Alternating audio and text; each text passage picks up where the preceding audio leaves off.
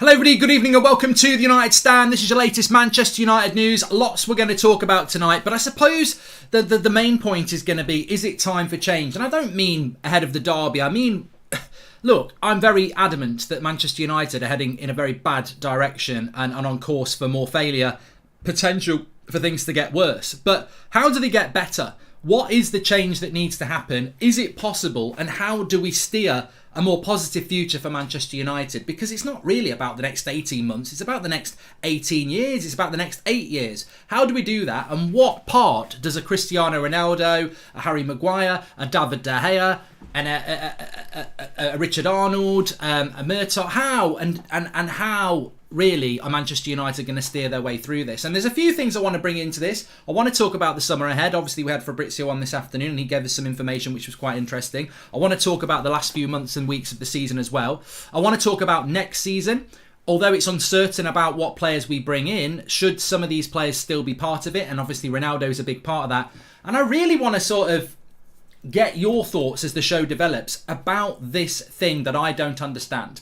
This dislike for Ronaldo, this belief that Ronaldo is the problem, this belief that Ronaldo should be jettisoned out of this team. And also probably on a smaller scale, but I want to hit it head on as well and understand it if any of you actually believe it. What's your issue with David De Gea? Because it seems to happen more and more. The announcement of a new contract today was met with quite a few people, mainly maybe it's a Twitter problem, I don't know, who think that David De Gea is a big problem in this team. So I want to talk about that. I also want to talk about the Glazers. I also want to talk about wages and issues at Manchester United. And I want you to give me some of your thoughts as well. So super chats, whatever you want to do, get in the chat. We'll be reading some of that out because I've got some very interesting stats I want to bring you around David De Gea in comparison to the top 6 goalkeepers in the league. And look, it's going to be a very interesting chat when we get onto this. But the first thing I wanted to say as well, I don't want this to be forgotten. I wanted to get it in at the earliest part of the show as possible. There are a million raft of reasons as to why people don't trust the Glazers, why they don't like the Glazers, why they think they're just about money and not about Manchester United. But there was something that just, and I've given plenty over the years, but there was something that dropped in my head this afternoon, and I thought I've got to mention this on the show, and I don't know why I've never really thought about it before. Subconsciously I probably have, but I've never probably formed it into a pattern of thinking. And basically, you know how what's your opinion on Tajan? I don't know, Kalis. I don't really know who it is. So the reality is, I want to talk about this, not that. I want to direct the show onto the important things, and we can drift off if you want to towards the end. But if I was in charge of Manchester United, right, or Manchester United Supporters Trust was in charge of Manchester United, or the representatives of the Red Army were in charge of Manchester United, or you were in charge of Manchester United, and we'd failed like we have done for the last 10 years, no title run, no trophy for 5 years, and people were on at me, or you, or whoever's in charge, fans of the club in charge, me, Manchester United Supporters Trust, Red Army, you, we're in charge. We are the Glazers, right? And we'd presided over the last 9 years, and we loved the club. And the fan base was doing what it's been doing for the last few years, saying, get out of our club, you haven't got a clue what you were doing. How would you feel if you truly were a fan of the club and you loved the club? And let's make it less complicated. Let's pretend I'm in charge of Manchester United. I am the Glazers. I'm still doing the United Stand. I'm still talking about it every single day. Love the club. Disagreeing, agreeing, debate, etc. But love the club. Want it to be successful. But I've been in charge for the last 9 years. I'm not the chief executive. I've employed Woodward. I've got Arnold. I've got Murtaugh. I've made all the £1 billion signings. It's all on me. I am effectively Joel Glazer. I am in charge of 9 years. And I love this club, but it's in this position. And all of you are having a pop at me saying this ain't acceptable. What do you think I would do? Because there's 2 solutions. One, I love this club so much that I would put my hands up and say, I've tried, I've failed, there's better options to run this club, and I would give it to those people or sell it or whatever, or resign, whatever. Or secondly, I'd look at why I'm still employing the same people 10 years later. The Ed Woodwards, the Richard Arnolds, the Matt Judges, the Murtaughs. Why am I keeping these people in this club in important positions when we are failing? And I would sack those people and get better people in. And I suppose for all the talk about the Glazers and what they've done wrong, I think that is the most simplistic reason why they are an absolute poison to this football club because they don't care. And I think we dance around the subject, but they just don't care. Because if you were genuinely a carer of Manchester United, if you genuinely supported Manchester United, there is absolutely no way you would preside and sit back on the last 10 years without really sacking anybody who runs your club or taking a look in the mirror and going, I love this club so much, I've failed it, I need to give it to somebody else who can succeed. And that is the most clearest, bluntest way of explaining what the problem is with Manchester United. They don't care. Because if they did care, they'd put the interests of the club before their own wallet. And ultimately, they don't care. They keep people like Arnold and Woodward and Judge and Murta around the club for years and years and years because they're people who generate money for them. And money is their god when it comes to Manchester United. If there was one bit of them that actually cared about the club and wanted it to succeed and knew what the club was all about and understood its history and understood its fan base and understood where Manchester United should be in the footballing world, they would have sacked all those people years ago and replaced them with people that can be successful, or they would have given the club to somebody who cares. And that is the problem. It's as simple as that. It's exactly as simple as that. They don't care. Because if I was in charge, or you were in charge, or the Manchester United Supporters Trust, or any other group was in charge, they would resign. They would sell the club and give it to somebody who could make it successful, because ultimately that's what we want. And that is the issue with the Glazers. Very simple, isn't it? Xenophobia is the reason for David De Gea and Ronaldo hate, says Frank Lucas. I don't know about that. Changing De Gea is like changing your back tyre on your bike that's got a front puncture and leaving it, says Jay. We're going to talk about that in a minute, Jay.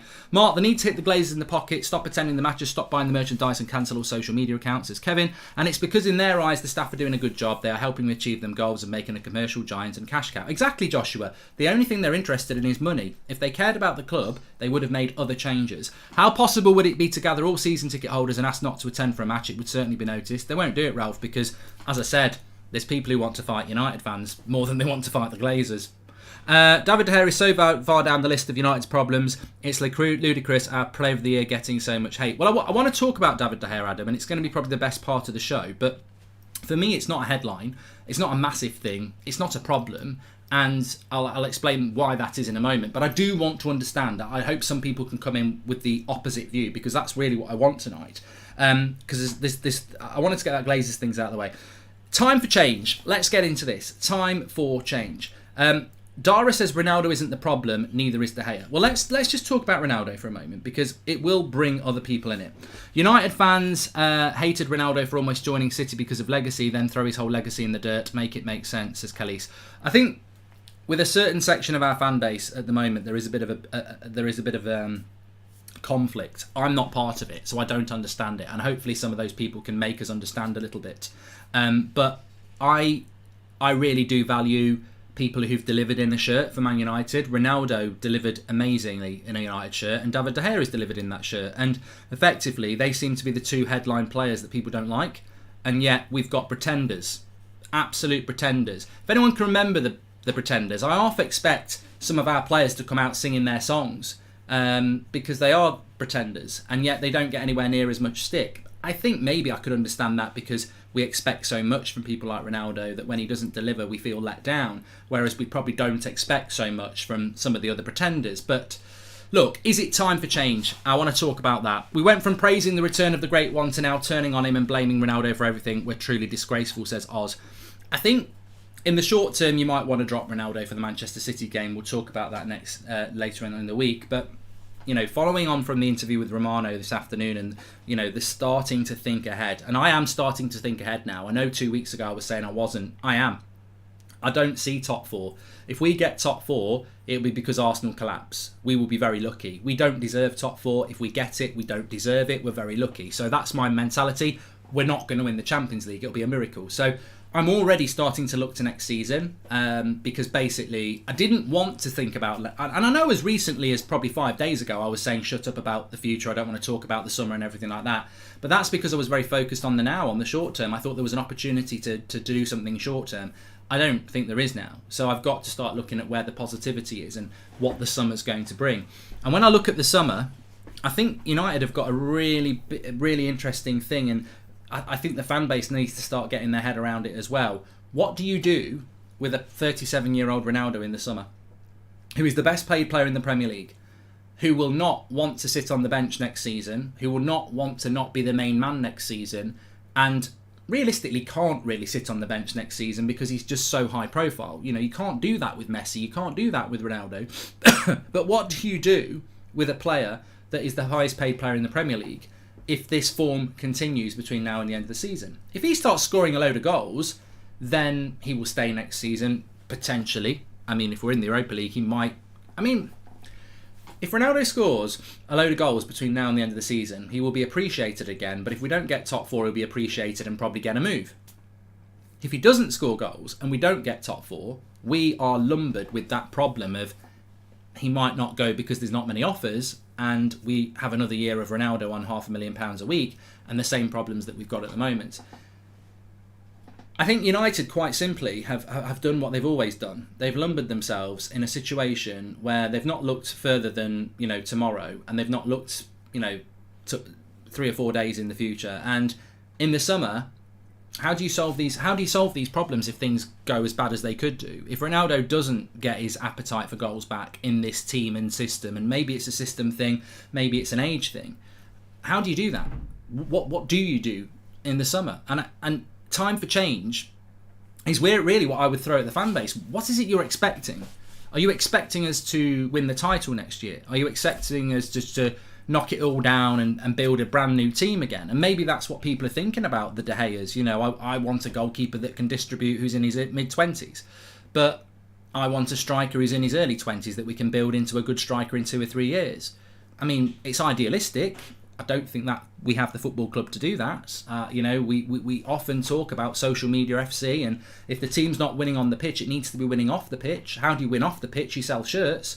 You're not going to sell many shirts for a player that's, you know, a bit of an unknown young striker. They're going to need Ronaldo for that. So I think that this feeds into what my eyes are wide open to, is that there are massive problems for Manchester United to solve in the summer. And everybody talking about this change like they're playing a game of Football Manager or FIFA. You need to get into the real world. We need a centre midfielder. We potentially need a centre back. We potentially need another winger. We probably need 2 midfielders. We definitely do need another striker alongside Ronaldo. I don't think if you lose Ronaldo, you need 2 strikers. What are we going to do? Get Martial back and try that again? So, yes, definitely is time for change in the summer. But what change is it you're actually looking at, or is this just noise on Twitter with actually no substance to it? I don't know. Get into the chat. Did you see Pratt Hurst tweeting saying Ralph's patience is wearing thin with Ronnie? Is this true, do you think, says Daniel Kirk? Well, I'm glad you brought that in. I did want to bring that in as well. So obviously I was live this morning before this story came out, and then this afternoon it's Romano's time, so I'm asking him questions.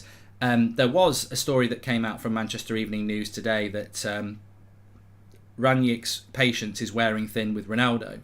And this is coming from a source, again, around the dressing room or whatever. My personal interpretation is, and I've not spoken to anybody today apart from Romano. My personal interpretation of this is that, is this Manchester United preparing for Ronaldo to go? Because if Ronaldo's decided he wants to go in the summer and he's going to go, it's very embarrassing for Manchester United to bring back the prodigal son for 1 year, pay him massive wages, and then he goes in the summer. United, as we know, will always try and spin a positive. And is that positive going to be, well, our patience has run out with Ronaldo, we wanted to move him on, when actually it's Ronaldo who wants to move on? I don't know whether that's going to be true or not, but I did start to think, is the drip effect starting to come in? Because it doesn't make sense to me that Ranić's, you know, what we know of Ranić, and some of us know what Ranić was like before he came to United, and a lot of us have learnt a lot more since he's been at United. But I don't think Ralph Ranić's patience is going to be running thin with Cristiano Ronaldo when he's the only striker he's got. I'd imagine his patience might be running through thin with Edison Cavani, who is a player that's not been available this month. I imagine his patience is running thinner with people like Marcus Rashford, who basically hasn't been available for the last few months. I imagine his patience is running thin with people like Mason Greenwood, who are not available at all, through whatever the reason is. I can't imagine Ralph Ranić is there with Cristiano Ronaldo saying my patience is running thin with you, because he's actually there, available, fit, trying. Obviously there's an issue, but he is available, fit and trying, and he's better than Rashford, and he's better than Cavani, because Rashford's terrible, out of form at the moment. Cavani's not available. And also, if his patience is running thin with Cristiano Ronaldo, what's his patience like with Luke Shaw, Harry Maguire and Marcus Rashford, who are a shadow of the players that they can be? So I don't believe that. I imagine he's frustrated that Ronaldo's not winning him games, but I can't imagine that Ronaldo's the one being bollocked. I just don't think that would happen. In fact, I know it wouldn't happen. Get 5 new 7, 8, 10 players on all positions except for the goalkeeper. Put pressure on the starters to perform. Oh, and check up Jesper Karlsson, please, says Killen. Ronaldo has struggled a little bit with simple goals or maybe a run of bad luck. Let's hope we can make Champions League, because that will define us, says Slow Sports News. Do you think Zlatan handled the locker room better than Ronaldo has done? Check out what Zlatan has done with Milan's young players, says Simon. Where would Ronaldo go? PSG is the only half option, says Adam. Great point. And we need a budget of around 200 million this summer, plus outgoings fee to top it up. They should have a rule saying no single can cost more than 60 million. That's how you fund a rebuild. And I think that's a great point as well from Remy. I think we almost need to adopt a Manchester City recruitment and a Liverpool recruitment style, where you don't spend over 50-60 million pounds on a player so you can actually buy 3 or 4 players. Man United need to buy 3 or 4 players in the summer. Some would say we need to sign 5 or 6, but we definitely need to sign at least 4, and they need to be good quality players. And as I've said before, those players for me would be the Nkunkus, the Akanjis, those sort of signings. We need 4 players like that to improve the breadth of the squad. But Ronaldo is an issue in the summer. I can openly admit that. He's definitely not the player that he was, and I never expected him to be, but he's definitely not the player people are trying to say he is in relation to him being finished. What we do need to do is have a strategy of how that's going to work, and I, for one, do not think Manchester United have a strategy of how this is going to work in the summer. I'm really hoping, although even I, as a fan of Ronaldo, cannot guarantee it, I'm really hoping he's going to start scoring goals, because if he starts scoring goals, then it solves the problem one way or another. And everybody should want him to score goals, whether you think he's finished or not. Everybody should want him to score goals, because if he scores goals, like I said, and we don't finish in the top 4, then he has options to go to other clubs, because people will go, oh, he's still a goal scorer. If he scores goals and we get top 4, well, problem solved. We've got top 4, he's going to stay next year. If he doesn't score goals and we don't get top 4, that's when it becomes a problem, because, as Remy said, who's going to buy him? We're going to have him, and then he's going to be unhappy, and we go into next season with a player that you've got to pick, because otherwise things are going to become... and also, what does the new manager want? Ronaldo is honestly past it at the top level. He's simply too old to lead the line. If he wasn't a legend, we would want him out, says Amand. Well, that's an opinion, mate. And it's a strong opinion of which I disagree. But I don't think he's past it. I don't. I think Pep Guardiola wanted him 6 months ago. And I think if he'd been playing in that Manchester City side, which spends most of its... I think it's like yes and no. Yes is an extreme and no is an extreme, and in between it there's a but. And it's a big but. Not that sort of but. Don't want to get people excited. But, is Ronaldo past it, or is he just going through a bad spell? There's a but. There's a big but in between. And if you think about it, what I mean by that is that at Manchester United, he looks past it. He's not scoring goals. 1 goal in 10 games. Yeah, he looks past it. But how do we play football at Manchester United? Vast majority of way we play football is counter-attacking, but you compare that to Manchester City, they spend probably 70% of their game camped on the edge of the box. I think in that system, Ronaldo would score a lot of goals, because instead of getting a couple of chances a game, he'd probably get 5 or 6. But he doesn't need to sprint in behind the back 4 when you're playing for Man City, because that's not... Man City play a false 9. Man City are not looking for the ball over the top. They're looking for the intricate little movements. And Ronaldo in that type of team would score a lot of goals, and that's why Pep wanted him. In our type of team, I'd agree, he's not... You've got to play, basically, in the simplest terms, you've got to play to somebody's attributes. I think Ronaldo puts too much pressure on a crap team. His contempt for sub-bar players is almost too much to watch. It's like Picasso teaching a GCSE art class and getting angry at them, says Nick P. Why is Ronaldo getting all the blame? Without his goals, we are out the Champions League in the group stage. People have short memories, it seems, says Mr. Dan United. Hi, Mark. The Glazers see potential signing as collaborations for our brand. They don't look at talent. They look at potential exposure and collaboration, says Nick97. Criticising Ronaldo is fine, but a midfield like Man United and fullbacks are not good enough to compete for trophies, says Rayan. And Pep didn't want him. It was the agent offering him to City just to get United involved. Pep never wanted him, says John. Oh, here we go. It's Pep's foster son telling us. Well, it's funny, John, that, isn't it? Because I've spoken to journalists who were ridiculously close to that deal, and Manchester City did want him. And what happened is Manchester City obviously distanced themselves afterwards. They did want him, and the actual story was that they did want him, but they didn't like the financial package, so they backed off and Man United came in. The truth of the matter is probably somewhere in between. I think Man City wanted to do the deal, United got a sniff of it, and they realised they weren't going to win that, so they stepped away. But they did want him. They wanted Harry Kane as well. So, they did want him. I don't think Harry Kane suits Manchester City, but they wanted Harry Kane. And if they wanted Harry Kane, they definitely wanted Cristiano Ronaldo, because I think Ronaldo's better than Kane. We can't rewrite history because you think Ronaldo's shit now.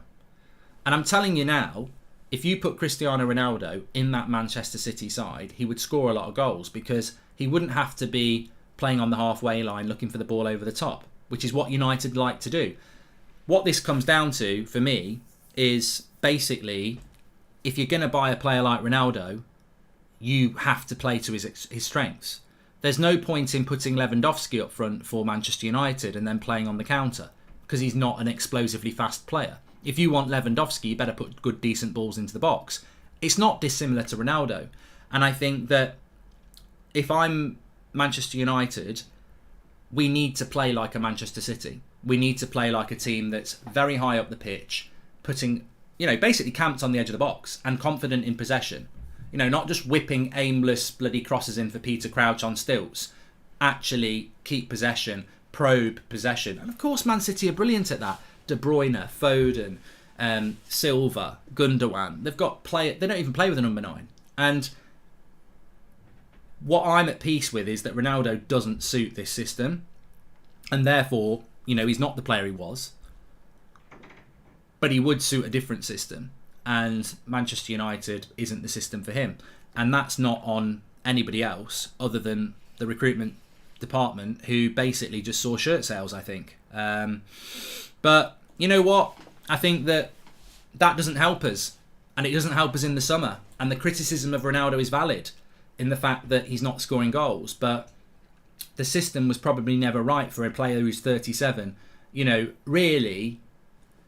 it's a shame that Rashford's been so bad this season because he suits our system better. His pace is something that Rangnick really likes. So, is it time for change? I don't think we're in control of change. Fabrizio Romano said something very interesting this afternoon. He said, look, I asked him about all these United fans who say just give Pogba the contract. And Fabrizio confirmed what we've been talking about. He said, well, that contract was there in the summer. Manchester United put the contract on the table and Pogba and Raiola were like, no, not at the moment. And they're not going to sign that contract until the summer when they know what's on offer, and then they'll probably go anyway. So I don't think United, as much as they will spin it, Jacob, don't worry about it, as much as Manchester United might try and spin this, I don't think Manchester United have got control of this summer at all. I don't think they've got control of who the manager's going to be, and they've got no control in the Ronaldo situation, because remember, Ronaldo could go, I like being in Manchester, I like being on £500,000 a week, you sort it. Or he might... So this Ronaldo issue, I think, again, and I've been guilty of it, people start acting like it's a game of FIFA or it's a game of Football Manager. Ronaldo's finished, get rid of him. Okay. I'm Joel Glazer. Can we get...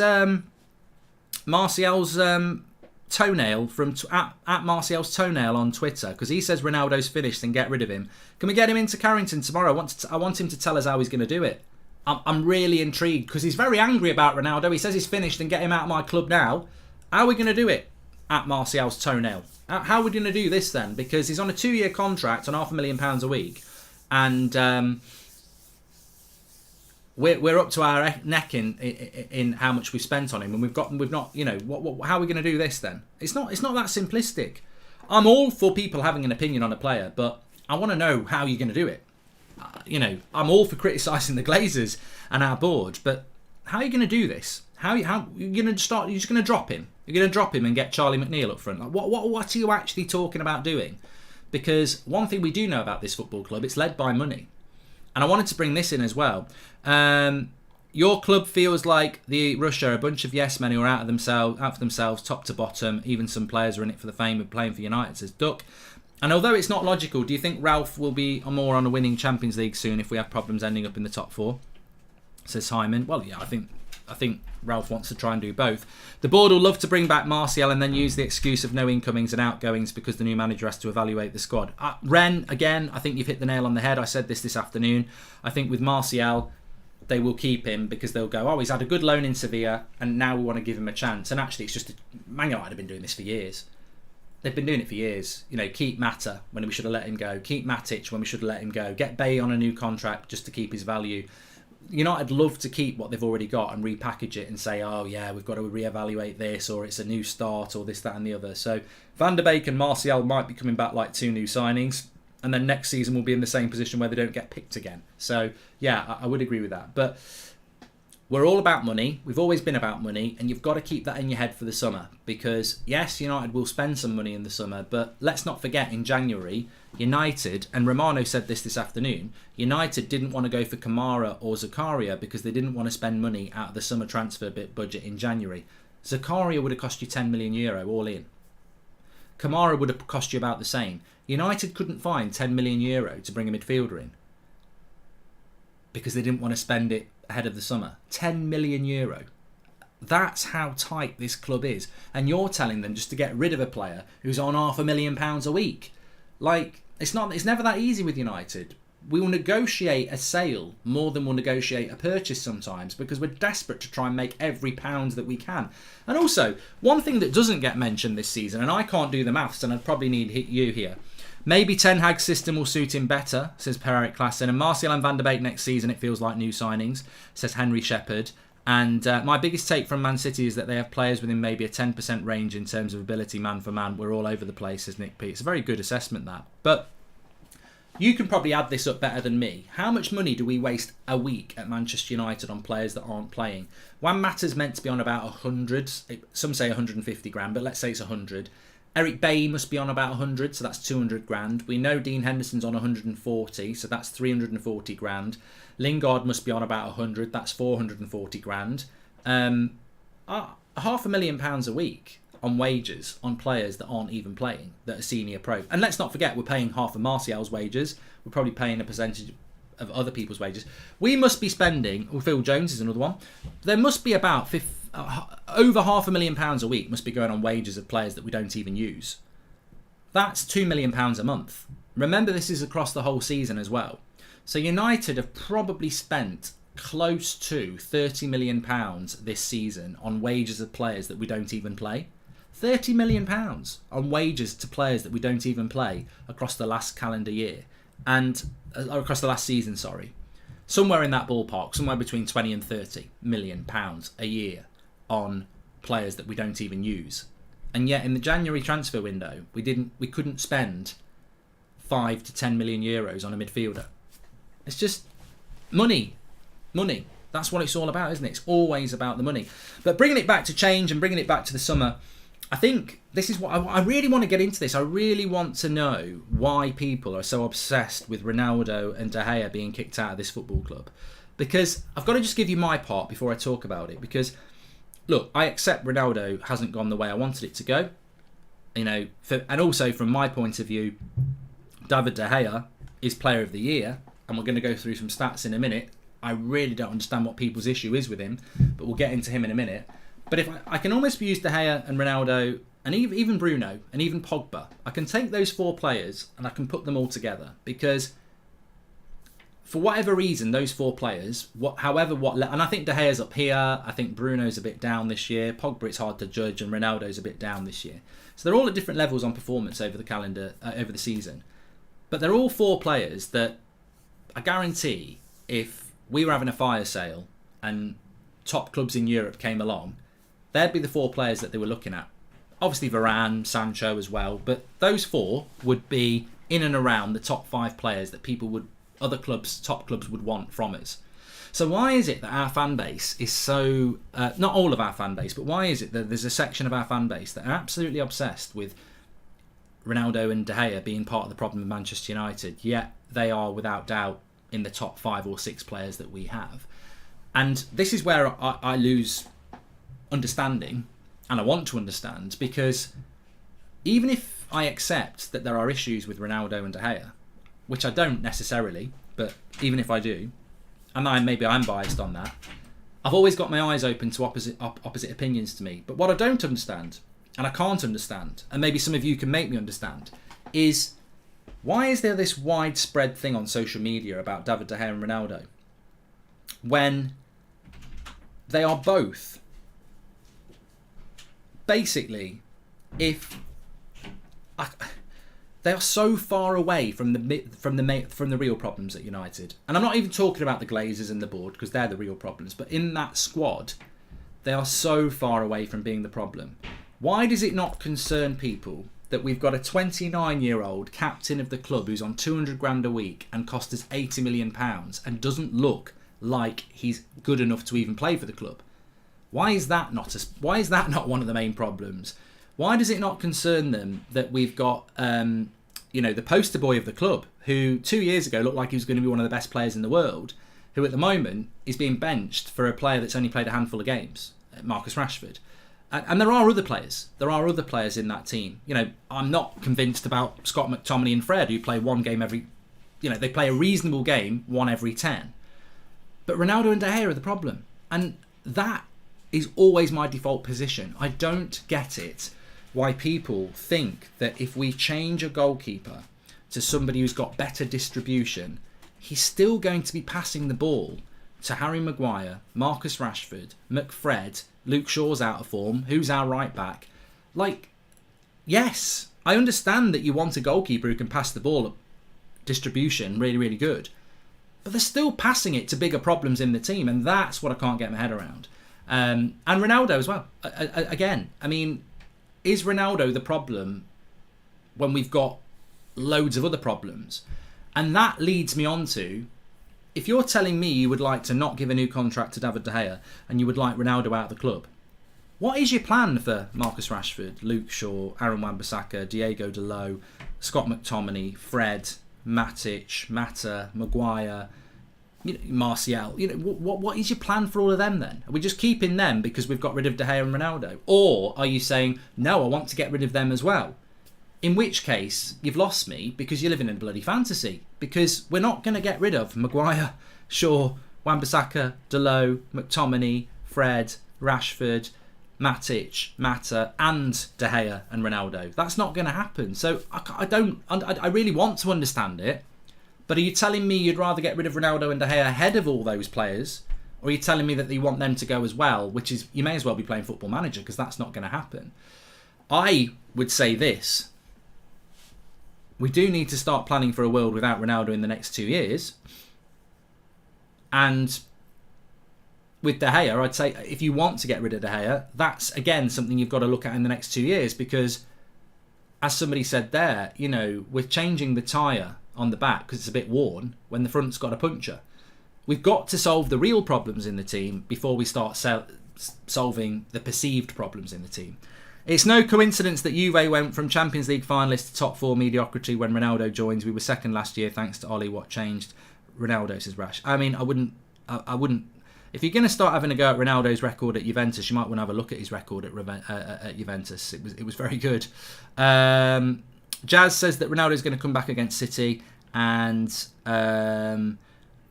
Ronaldo, Bruno, Pogba, De Gea, all non-English players being criticised to protect the English ones at United. This is entirely media propagated. I don't think it is the studio saga, because I can see and understand the media. We all know what the media is. There are genuinely fans who believe this, and look, I want to understand it. I really do want to understand it. I've taken the time to try and understand it, and I think we've had a grown-up conversation about Ronaldo, and I think that it is a problem that we're going to have to solve in the next 18 months. He's 38 this time next year, so you can't just keep build a future around Ronaldo. You can't. We do need to bring a young striker in the summer, and next year needs to be a transitional year if Ronaldo stays. So I'm wide open to the Ronaldo issues. And look, only an idiot would say there's not a problem. I don't think we play the way that. And look, the only people to blame this are the recruiters. We don't play the way that suits Ronaldo. Man City play the way that suits Ronaldo. Edge of the box, attacking constantly, not the ball in behind. Not the ball in behind, not knock the ball in behind. Ronaldo needs to play in a team that's going to be attacking a lot, and basically, I don't know whether I've got it here. Okay, yeah, so Ronaldo needs to play in a team that, forget the individuals here, but basically, I don't think we've got enough players, but, you know, United, have I got Ronaldo? There he is. So, Ronaldo needs to be in here.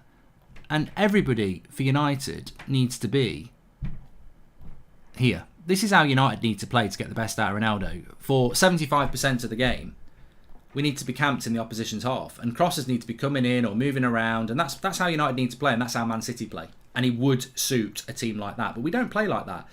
That's not Rangnick's fault. Rangnick's lumbered with a player that it doesn't suit his system. Ollie was as well. He didn't suit Ollie's system. And Ronaldo is suffering as well because he doesn't suit the system he's playing in. This was because United wanted to sell shirts. This is because United didn't want Ronaldo to go to Man City. We bought a player that didn't suit our system, and now we're suffering for it. It's a system thing. We can all argue about it. And you know what I find funny as well, and you know, somebody might clip it, someone might not. They might agree with it, they might not. But the reality is, I spend a lot of time on social media. And I see a lot of people who just get angry and go this, that and the other. What makes me laugh is that some people think it's as simplistic as saying this is all Ronaldo's fault. He's just crap. He's just past it. But football's multi-layered. There are reasons why he's not performing. And what I just showed you there is a massive reason. We're a team that likes to counter-attack. We like to hit the ball over the top. Even under Rangnick, we like to do that. We don't camp in the other position, in the other team's half. And when we are in the other team's half, we're always trying to play the killer pass. Bruno is renowned for trying to play the killer pass fast, which is why he gives it away. Our wingers and fullbacks are renowned for just whipping any old cross in. We're not a calculated team like Man City. We don't get in the opposition's half around the edge of the box and go, look, we can stay here all week. We'll probe and probe and probe until we find the right opportunity to put a cross in or play the pass. That's the way Ronaldo wants to play. So people want to say, oh, Ronaldo's crap. But he's playing in a system that doesn't suit him. And to be fair, the manager has got a player who doesn't suit his system either. The only people who are at fault for this are the club who didn't want him to go to City and wanted to sell shirts. It was about money. Mark, it hurts seeing Van Dijk winning all the trophies with Liverpool and we have Maguire. I'm with you and we'll always back Ronaldo and De Gea, says Marcus. And it's crazy that Barca's long-term future is way brighter than United. The difference is Laporta and their board care about the club, says Daryl. And Ronaldo against Watford was amazing. He's our best player. The only problem were the deliveries to him were poor, so he couldn't finish them. End of. Well, Toff, I don't think that, you know, and I don't want to talk about one game, but I don't agree with that. I mean, you could see from Ronaldo's body language at the end of the game, he was deflated, almost embarrassed, and I think that was on his own shoulders and on his own performance. He knew, and I knew, and you know, that in that game and the way that we played, he's got to score a goal. Now, look, his best chance was the one that hit the post, and he didn't have as many clear-cut chances as Bruno did. Bruno had 3 chances he should have scored, at least one of them, but Ronaldo would still know in a game like that he should have scored, and he didn't. So, you know, the criticism of Ronaldo on Saturday is justified. It is. But the bigger problem is a bigger problem, and how we're going to solve it. Really. We live in a world where things like troll factories exist and are paid to promote agendas, so I've learned not to trust social media opinions, says Nick P. Well, look, let me just do this, because there seems to be a real lack of people in the chat who are giving up the opposition view, which is what I wanted. I wanted the opposition view. Today is my birthday. Hopefully we will win our next game as tribute. Thank you for all you do, Mark. I appreciate it, Dammy. So I'm going to talk about David De Gea for a minute. And I saw this morning that Romano had said that United are looking at getting this new contract for David De Gea. And I was very happy about it. So I put a tweet out with a funny old picture and basically whacked it out there. And people... some people were happy, some people were not happy. And I was like, okay, all right. And then I read some tweets from somebody who followed me, actually, and I wasn't doing it to undermine them. They tweeted something along the lines of, it says everything when rival fans are happy that we're keeping David De Gea and United fans hate it. And I was like, I don't understand this opinion. I really don't understand it. He's player of the year, and United fans are obsessed with him not getting a new contract. But I want to understand it. I want to understand it. Even if it's a very small minority view, I want to understand what it is about some United fans that don't like David De Gea, even though he's clearly player of the year. And again, I'll go back to why I don't understand it, is because this season has been terrible. He's been clearly our player of the year, and yet people are obsessed with him leaving the club, not being at the club, and yet I can give you 15 players, probably 20 players that are more of an issue than him.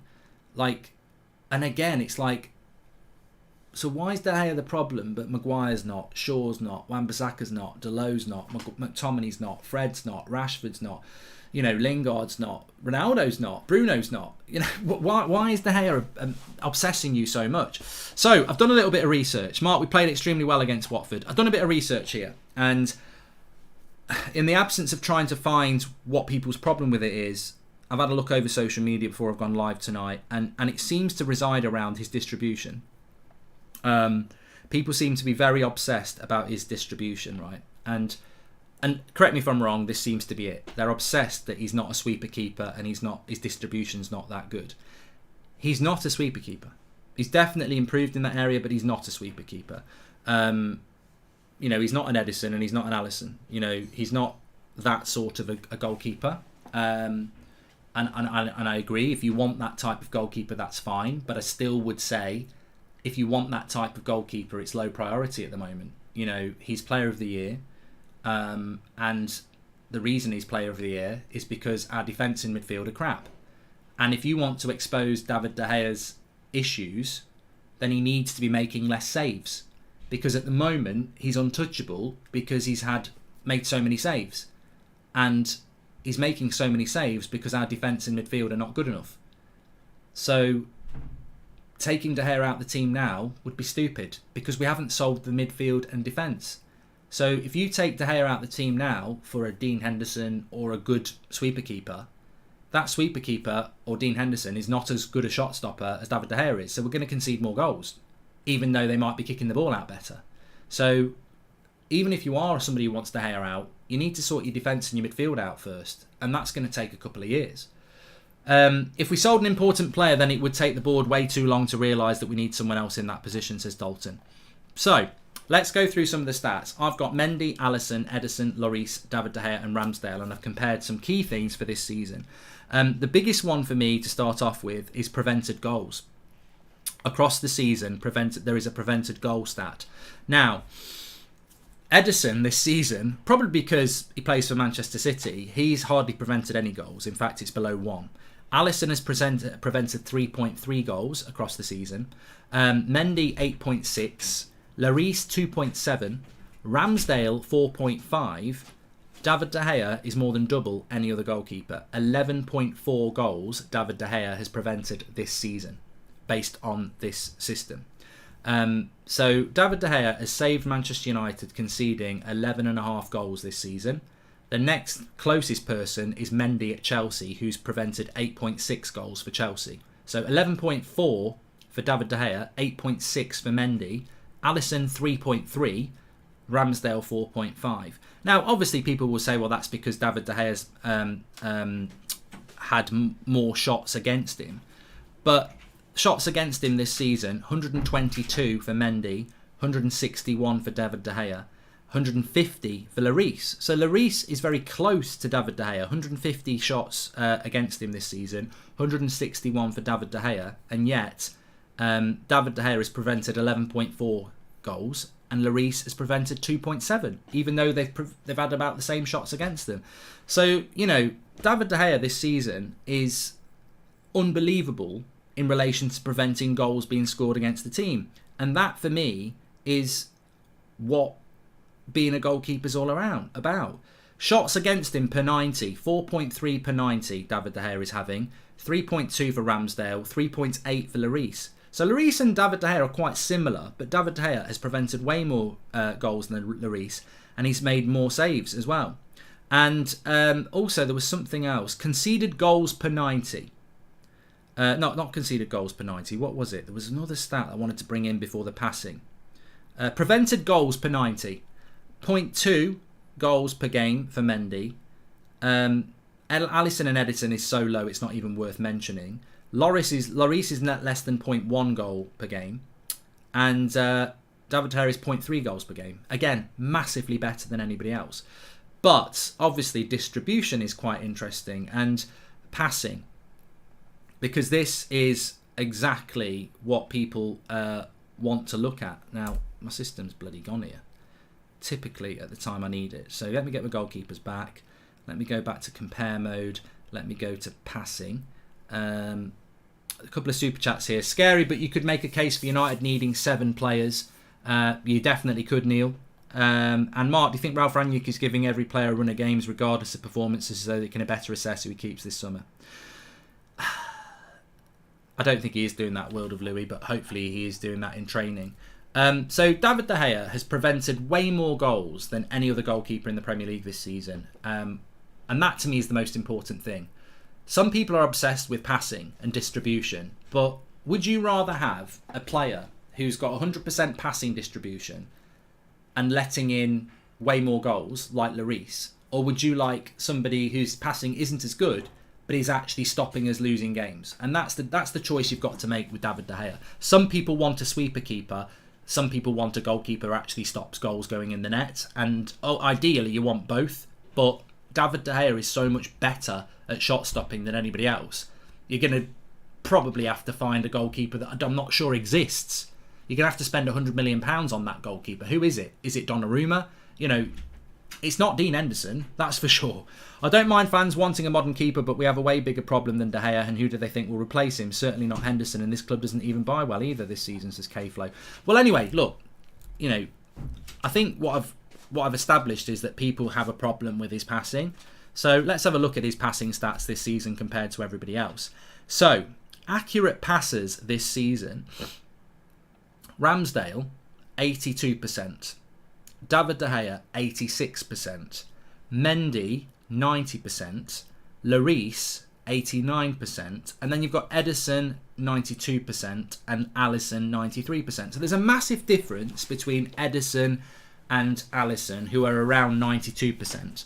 You've then got Mendy on 90%. And you've got Lloris on 89%. And then you've got David De Gea on 86%. So he is lower. He's definitely lower, but Ramsdale's 83%. And Arsenal fans love him. So, you know, it's like, he's not terrible. You know, people act like he's like 75%. He's above Ramsdale, he's close to Lloris, and obviously Edison and Alisson are miles ahead. So again, if you want an Edison and Alisson type keeper, show me who it is. And is it worth spending 50, 60 million pounds on that type of goalkeeper when we need a centre-back, a midfielder, 2 midfielders, a striker? At this moment in time, it's not viable. Even if you wanted to do it, which I don't, it's not a viable thing to do. But I think maybe they think Dean Henderson's already that guy. But come on. Dean Henderson's not that guy. His distribution might be quite good, but he's not that. He's not Edison, he's not Alisson, and he's definitely not De Gea when it comes to shot stopping. But what I found really interesting about distribution, which I don't know whether it dispels the myth, but I think distribution for me, when I think about a goalkeeper, it's not passing it 20 yards out to your fullback. You know, it's not. It's a long pass. That's what distribution is for me. It's seeing a long pass and hitting it accurately. So I've looked at long passes and the accurate long passes percentage-wise. Now, this was quite surprising because accurate long passes percentage this season for goalkeepers, those 6, right? Lloris, nearly 73% accuracy on long passes, which is very good. Because long passes, you know, it's not easy to have a high percentage rate on that. Lloris, 73%. Mendy, 67%. Edison, 63%. Alisson, 66%. Ramsdale, 60%. Now, I was expecting David De Gea, accurate long passes, with Ramsdale on 60 and Alisson on 66 and Ederson on 63 and Mendy on 67. I was thinking David De Gea is going to be about 58%. You know what David De Gea is? 66. 66% accuracy on his long passing, which puts him level with Alisson and above Ederson. Way above Ramsdale, just below Mendy, and obviously Lloris is out in front. So Lloris is the definition of the accurate long passer, the long distribution that everybody wants. But let me go back to what we were talking about. Lloris has roughly, quite close, had as many shots against him as De Gea this year. But De Gea has stopped 11 goals and Lloris has stopped 2. But Lloris kicks the long ball better. So I'm still lost on this because I expect, look, David De Gea is not a sweeper keeper. He is not a sweeper keeper. I understand that. But on his distribution of long passes, which is key, his passing percentage on long passes is actually very close to Alisson, Ederson, Mendy. Lloris is better, but Lloris has let way more goals in per saves of David De Gea. So, look, it's all about opinion. I want to understand. I really do want to understand, because I think when people have strong opinions, you should not just ignore them.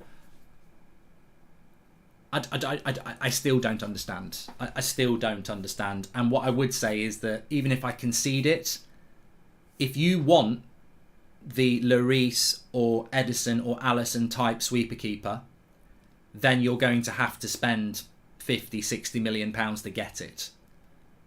And we've got the best shot stopper in the Premier League at the moment, who has stopped us conceding a lot of goals. If we conceded those 11 goals, where would we be in the league? Those 11 goals that David De Gea has saved us this year, where would we be in the league? We'd be lower down, wouldn't we? Obviously we would, because some of those games where he's done it, we might have lost instead of drawing, or we might have drawn instead of winning. So if you want to change David De Gea, then you've got to sell him when he's on 350k a week, which is virtually impossible.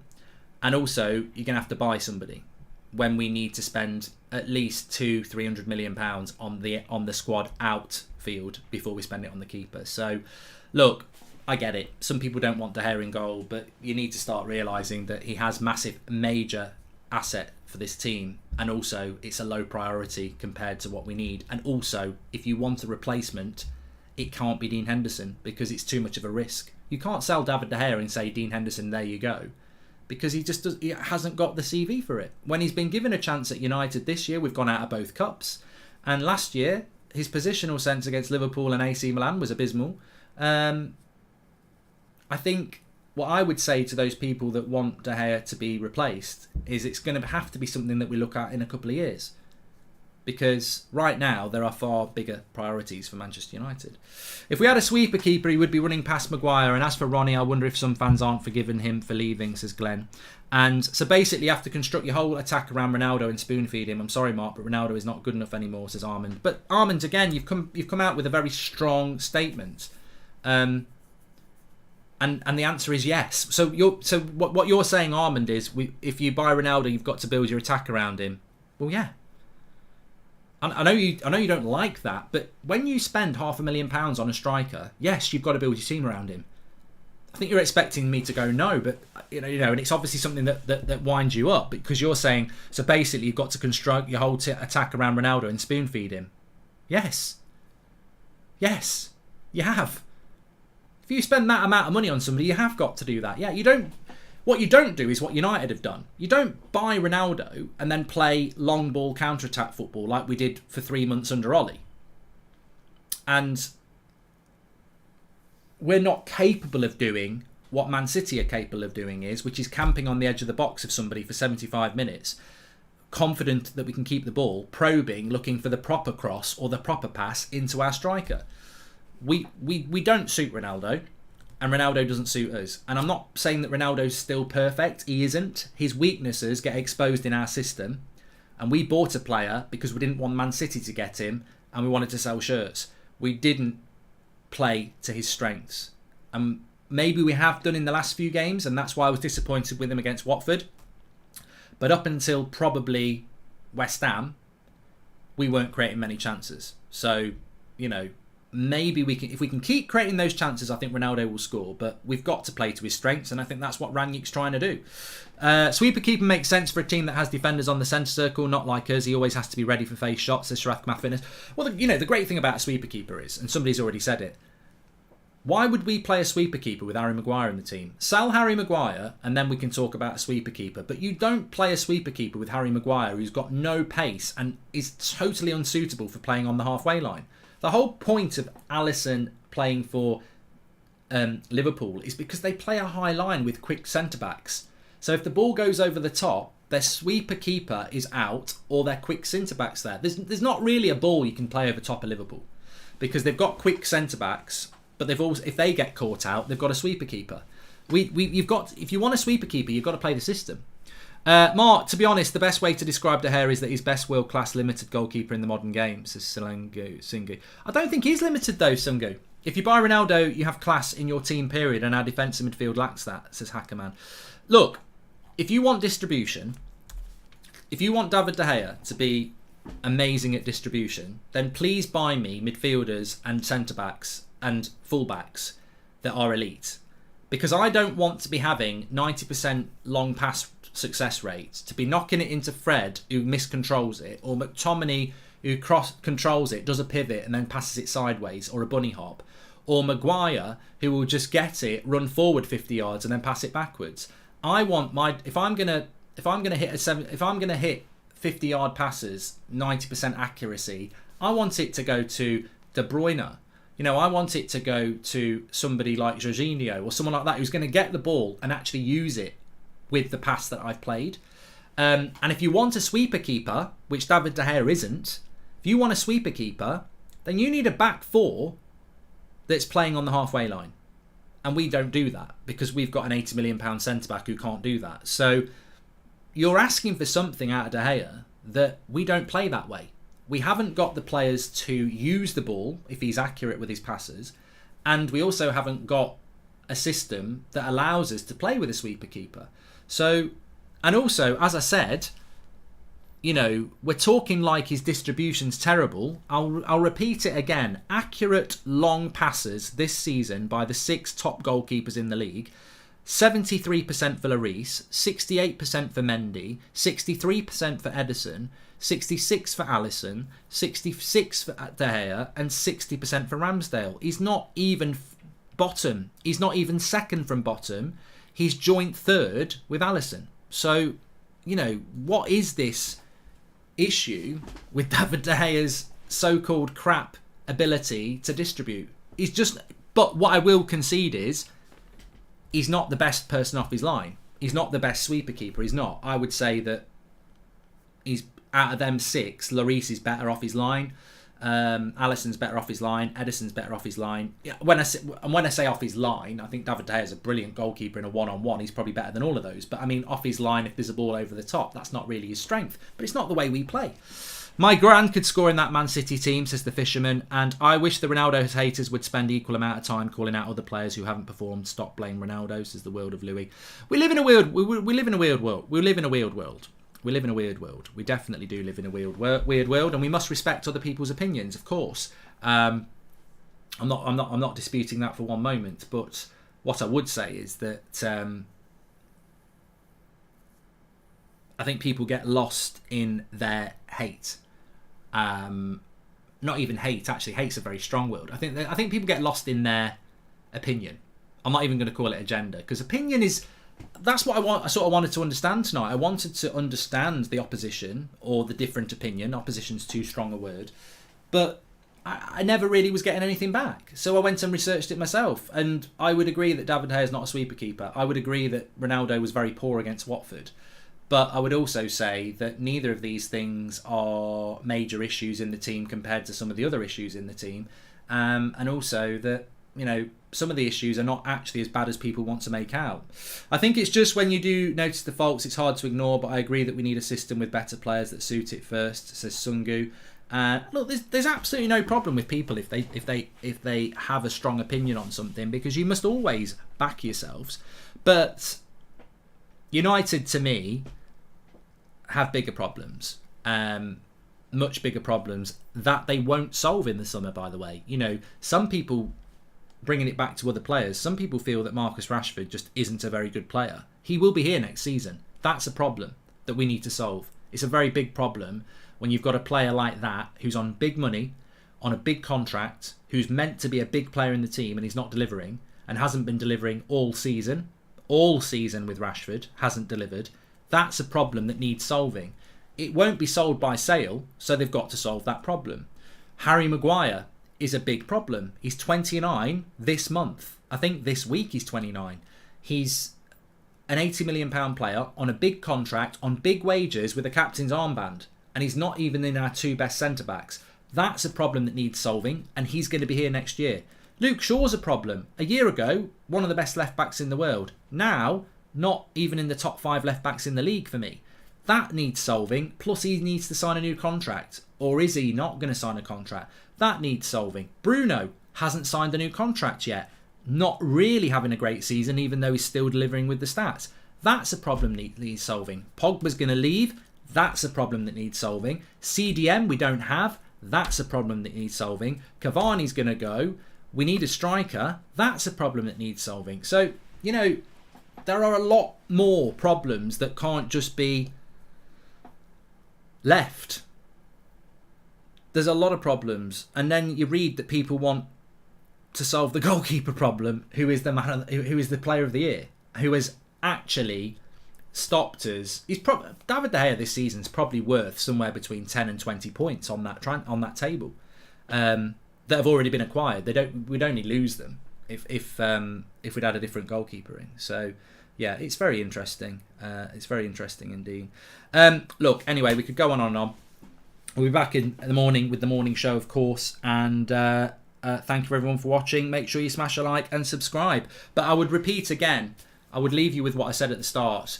If I was in charge of this football club and I was listening to the fans, which I would do, then I wouldn't be in charge of this football club anymore. After 9 years of absolute failure, if I loved this football club and I was in charge of it, I wouldn't be in charge of it. And what I would have done over the last 9 years is sack most of the board and recruitment department because they've let me down. We've got owners who refuse to sell and refuse to sack people who've been on that board and recruitment team for years. It tells you everything. They're not fans of this football club. They're fans of their wallet. Because if we had owners who really cared about the football club, they wouldn't be in charge.